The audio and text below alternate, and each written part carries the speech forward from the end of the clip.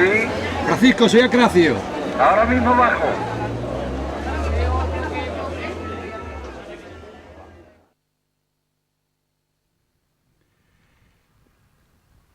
Porque ya nosotros habíamos en el 60 organizado un atentado contra Franco, lo esperábamos que llegara por la carretera que va al Palacio de Ayete en San Sebastián, donde pasan las vacaciones, y eso fracasó, no sabemos por qué. En eso interviene Fernando también, que es el que nos hace la fotografía de la carretera para ver dónde se podía hacer explotar el coche de Franco. Y encontramos que había un puente, una alcantarilla, en fin, un sitio donde se podía meter una carga de explosivos y hacer saltar el auto. Bueno. Pero eso fracasa porque Franco se va por San Sebastián, o sea, por La Coruña. En La Coruña coge el yate Azor y por mar viene a San Sebastián. En consecuencia, nuestra operación fracasa.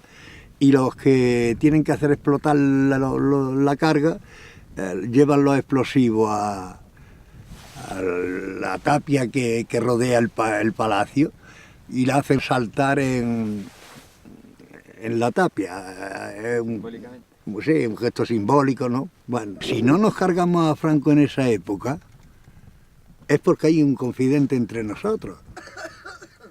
En esa época, ¿estaba en relación con ETA? Bueno, con ETA está en relación todo el mundo. Y sobre todo nosotros que estamos realizando una actividad paralela, pues con tanto mayor motivo, pero con ETA está todo el mundo en relación, porque ETA se funda con un grupo de chavales que vienen del Partido Nacionalista Vasco y que consideran también que la actividad platónica que se realiza en el exilio no tiene ninguna efectividad, que hay que organizar la lucha activa contra Franco. Y bueno, al principio pues tenemos relación con ellos, no hacen nada, ¿no? Están en plan de reorganización.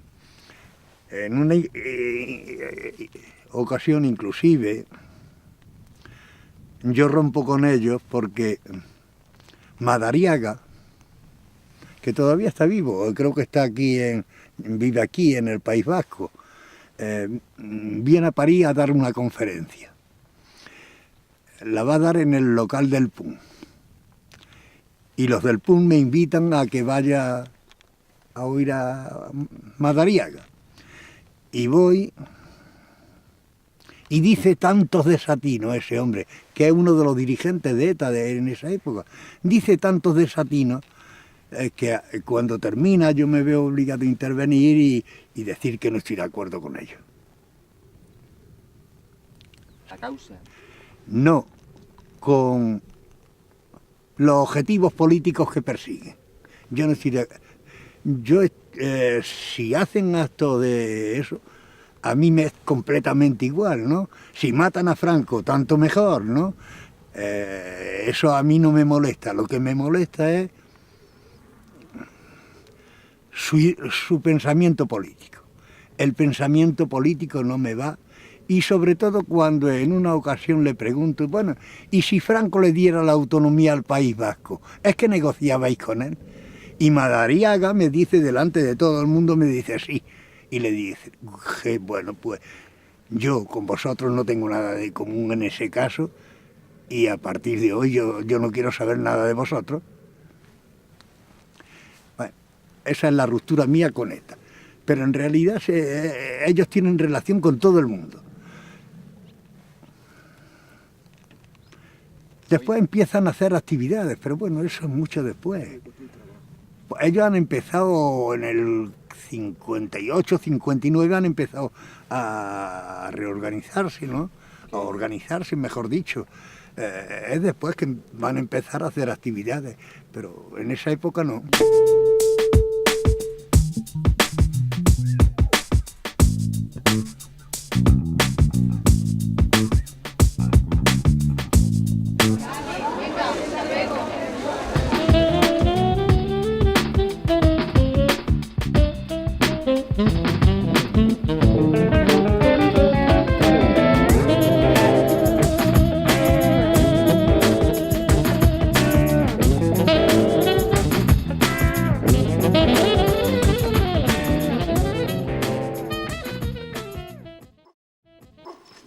Dame un cigarrillo.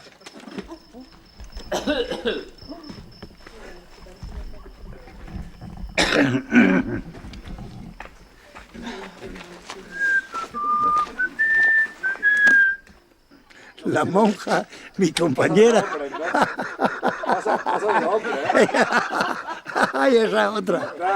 La monja, escucha, no hace mucho, yo he oído a una, que lo decía porque en una ocasión mi compañera me contó, mi compañera cuando yo la conocí, que creía en Dios y en esas cosas, y en los curas y en las monjas y tal. Se va porque entonces yo era una persona presentable, claro.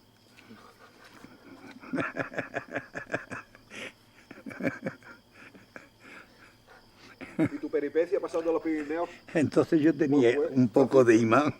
De imán, ¿no? Claro. No he sido siempre así, ¿eh? Si te crees que siempre he sido así, ¿Así como? estás equivocado. Bueno, como soy actualmente. Actualmente Así no se hubiera ido conmigo a Francia. todavía te conservas bastante bien. Bueno, pero No tal- entonces me conservaba mejor porque tenía 20 Se notan años. las bellezas pasadas todavía. No, no es la belleza, no es la belleza. Yo no he sido nunca una belleza, pero en fin, he sido una persona presentable. Entonces está diciendo que fue por amor, que se fue contigo. No por ideas, por ejemplo. No, yo creo que más fue la atracción física que la idea. Mi compañera no era una mujer de idea en esa época. Después aprendió muchas cosas. Después puede discutir con mucha gente. Pero en esa oportunidad no. En esa oportunidad había dejado de creer en Dios y en las monjas, pero acababa de dejar de creer. Franco, que era un lince, el hombre había ideado un procedimiento que permitía clasificar a todo el mundo y sobre todo tenerlos localizados, y era el salvoconducto. Para ir de un pueblo a otro había necesidad de un salvoconducto y había que ir a la policía a que lo extendiera. Pero había después un salvoconducto especial de fronteras que llamaban, que no se extendía más que a la gente de confianza, es decir, a la guapa gente de derecha,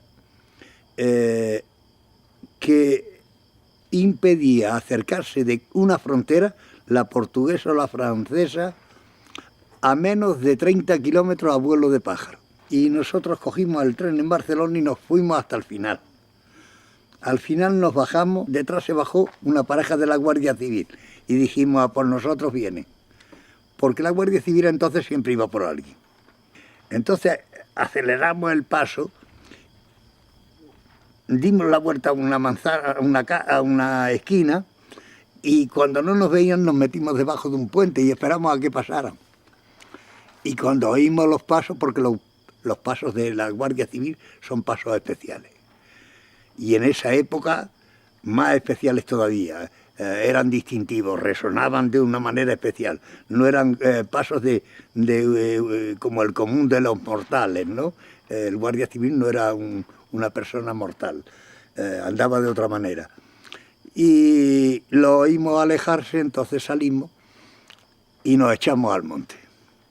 Bueno, allí pasamos 40.000 peripecias, no estuvimos 15 días subiendo montaña, bajando montaña, subiendo montaña, era un precipicio al otro lado y había que volver a bajar y darle la vuelta para volver a encontrar el camino. Mi compañera, que era valiente, pero no tanto como eso, pues a veces me hacía perder un día, porque andábamos solamente de noche, durante el día nos escondíamos.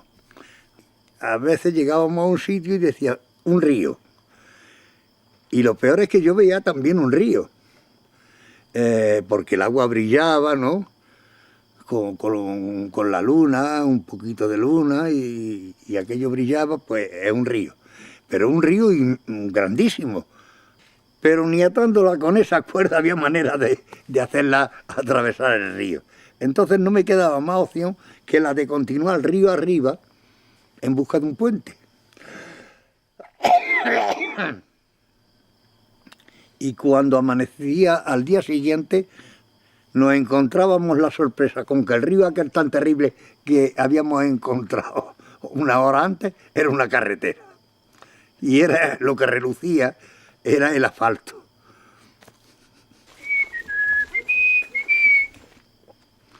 Total, que conseguimos pasar a Francia y al final cogimos un tren y nos presentamos en Perpiñán. Y en Perpiñán la policía nos envió al norte de Francia, porque entonces había tres opciones, una de dos: o te enviaban a un campo de concentración, nos podían enviar a una zona campesina y en ese caso nos obligaban a estar 5 años trabajando en el campo, o nos enviaban a una zona minera y en ese caso trabajábamos 5 años en la mina.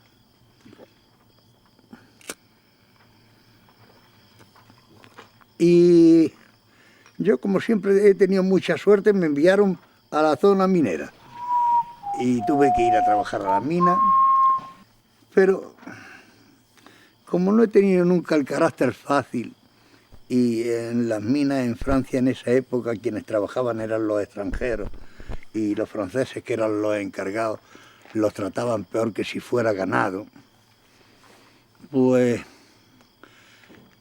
como eran cosas que para mí eran insoportables, cada día tenía media docena de peleas con los encargados. Y al final dijeron, lo mejor que podemos hacer es deshacernos de él, y me echaron a la calle.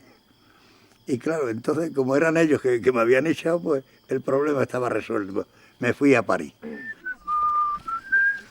Yo empecé a trabajar haciendo traducciones para empresas o para particulares, que a veces la cosa se ponía mal y también me pasaba como en la mina, me tenían que echar a la calle porque no he tenido nunca un carácter fácil, ¿no? Había cosas que me gustaba traducir y las traducía, y las que no me gustaban no las traducía.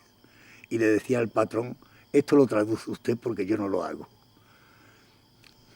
Y en más de una ocasión, pues, me encontró en la puerta de la calle porque había cosas que yo no podía traducir por cuestión de principio. En ese aspecto yo no he tenido ningún problema en Francia, yo me gano siempre la vida en Francia, siempre. Trabajando, yo he trabajado siempre. Aunque no haya sido manualmente, hay quien no vivía bien, cuidado con eso, ¿eh? No todo el mundo vivía bien. En Francia, como en todos sitios, hay una parte de la población que está marginalizada,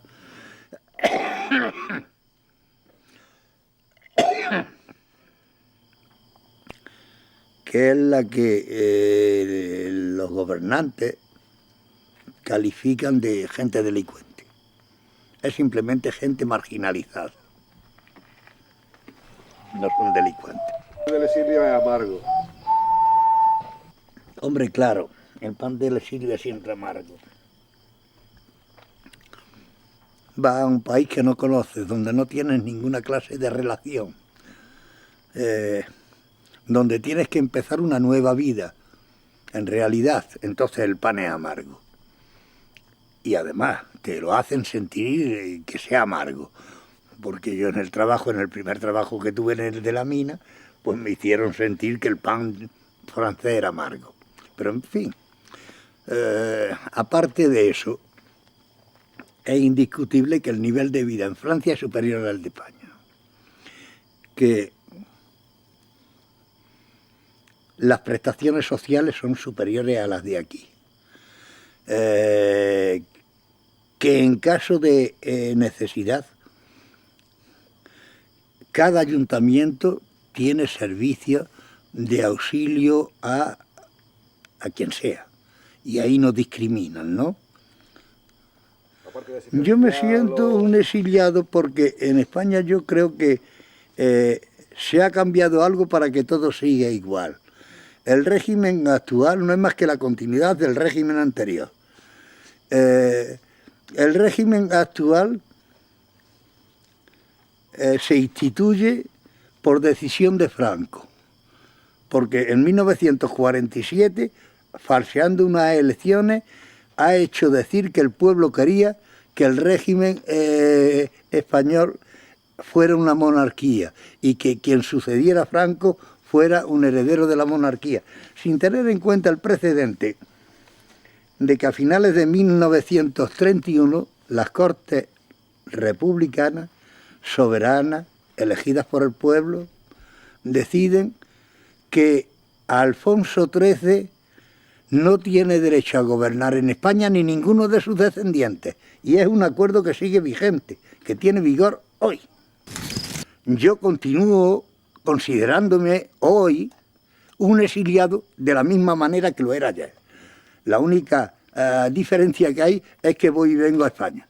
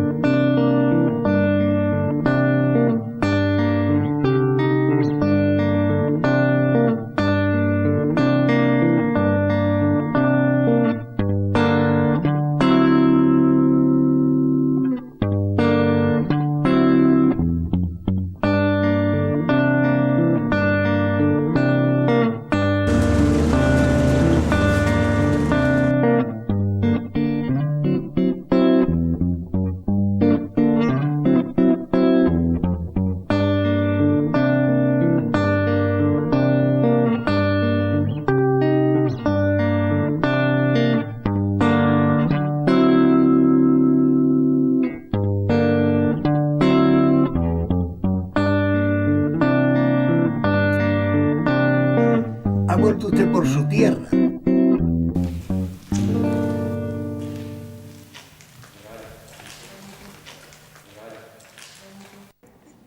Esta excursión que hemos hecho esta mañana es profundamente emotiva por dos razones fundamentales. De una parte porque conforme hemos venido avanzando,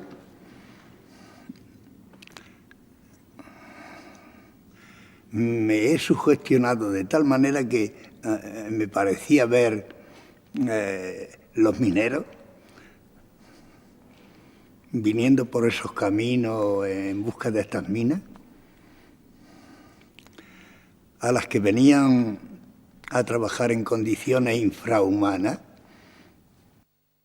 de origen granadino y almeriense, es decir, de las zonas más áridas de esas dos provincias, en particular la zona que llamaban de los tarantos, que de ahí viene seguramente la canción de la taranta, que es una canción de dolor, del sufrimiento del minero. Dime, ¿cuántos pozos aproximadamente hay? ¿Pozos? Sí. Pues hay más de 1000 concesiones mineras y más de 700 kilómetros de galería sobre filón. Podríamos ir desde aquí a Santander sin bajarnos de... La media de vida del minero, que era aproximadamente en aquella época de unos 35 años, lo que, teniendo en cuenta las estadísticas, venía a significar que perdía 10 años de vida en las minas, puesto que la media de vida nacional era de 45 años. Aquí se han trabajado normalmente 10, 12 horas.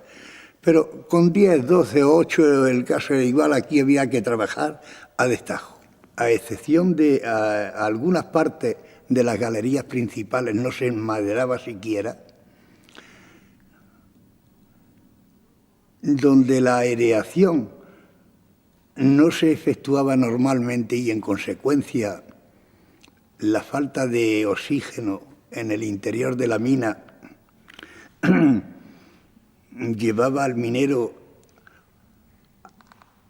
a desdeñar las medidas de precaución que hubiera debido adoptar para evitar la silicosis. Bueno, lo sabían, yo creo que no tenían noción exacta de lo que era la silicosis. Yo conocí a mineros que me decían, cuando me levanto por la mañana me ahogo, no puedo respirar, me fumo un cigarrillo, entonces escupo y ya me encuentro bien, ya puedo, a partir de ese momento ya puedo respirar. El hombre no tenía ni noción de lo que le estaba ocurriendo. 6 meses después se había muerto de la silicosis. No tenían otra diversión ni otro esparcimiento que la taberna. Como además de eso eran en general gente poco culta.